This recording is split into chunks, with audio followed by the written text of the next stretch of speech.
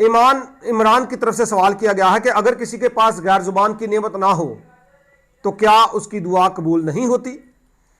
بالکل ہوتی ہے جی. آپ کی دعا ایمان کے ساتھ ہونی چاہیے. دعا کا تعلق ایمان کے ساتھ ہے، دعا کا تعلق غیر زبان کے ساتھ نہیں ہے. آپ جیسے بھی دعا کریں، جس طرح کے بھی الفاظ ہوں، ایمان کے ساتھ دعا مانگی جائے گی تو خدا اس کو سنتا ہے. اوکے.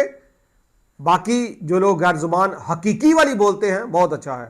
زیادہ تر لوگ سیکھی سکھائی اور فراڈ کر رہے ہیں، تو آپ ان سے بہت اچھے ہیں. ایمان بھی خدا کے پاک روحی کی نعمت ہے. جہاں پہ غیر زبان ہے وہیں پہ ایمان بھی ہے. ایمان سے دعا مانگے.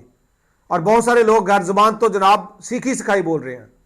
جو حق اور سچ پہ ہیں وہ ٹھیک ہے، لیکن زیادہ تر طبقہ، میں نے پہلے بھی چیلنج کیا ہے، آپ کسی نامی گرامی بندے کو دے دیں اور اس کی غیر زبان میرے سامنے رکھ دیں، اور 3-4 ترجمے والے تو ہونے چاہیے نا پورے پاکستان میں، ان سے ترجمہ کروا لیتے ہیں، نہیں ملے گا.